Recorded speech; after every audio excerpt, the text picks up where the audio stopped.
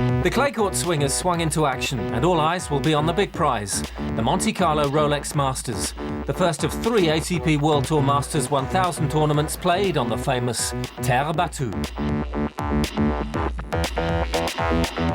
In mid-April, the world's best head for the Principality, for one of the most glamorous events of the season, and a tournament which is more often than not a key indicator for the month ahead.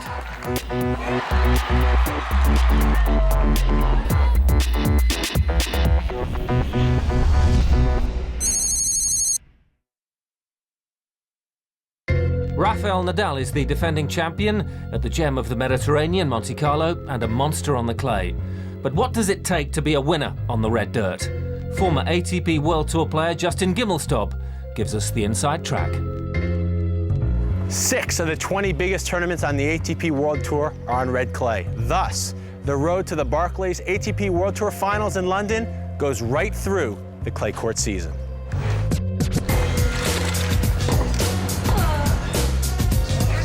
It all really starts here at the Monte-Carlo Country Club, the first Masters 1000 event on clay of the year. And it's all about this stuff right here, the terre battue, the crushed dirt and rock, and this is what slows the ball down on contact. It's a combination of physical and mental challenges, and it's why Rafael Nadal has dominated on clay courts the past 5 years.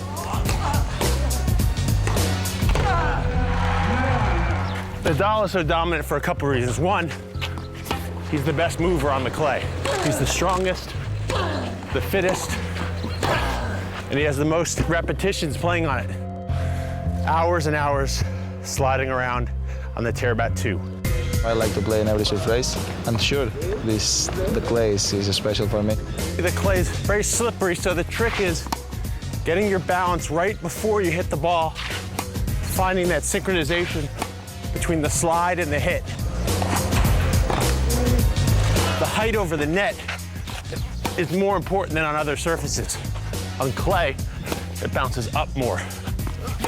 Racket head acceleration, depth, and spin are very much rewarded. And that's why Nadal is so brutal, because he gets the ball up so high on his opponents.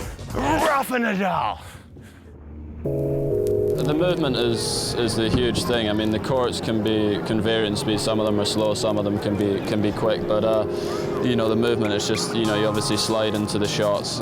You're not that sort of certain underfoot like you are on the hard courts, and also you have to sort of move back behind the baseline more because the ball bounces a lot higher.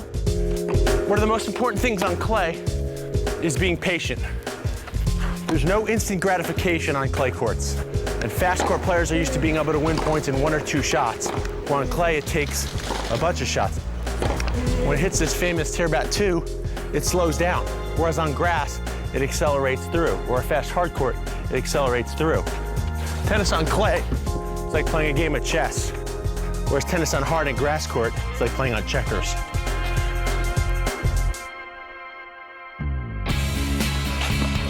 Another important part of clay court tennis is your variety. The drop shot is a very important shot on clay. All the best clay court players in the world throughout the years have had a great drop shot.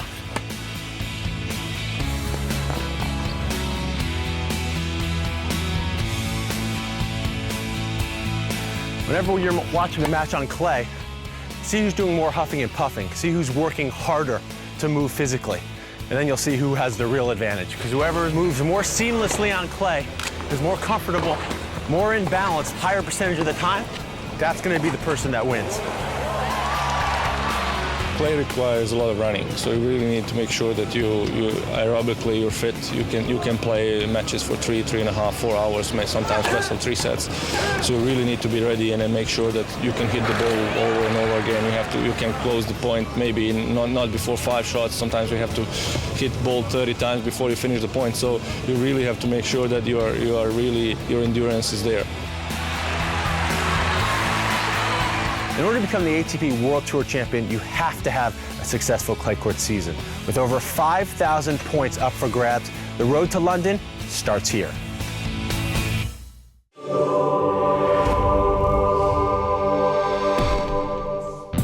Next week on ATP World Tour Uncovered, we report from Monte-Carlo and the Rolex Masters, the first of 3 ATP World Tour Masters 1000 events on clay. And we catch up with the winner of the ATP's Newcomer of the Year Award 2009, Argentina's Horacio Zeballos.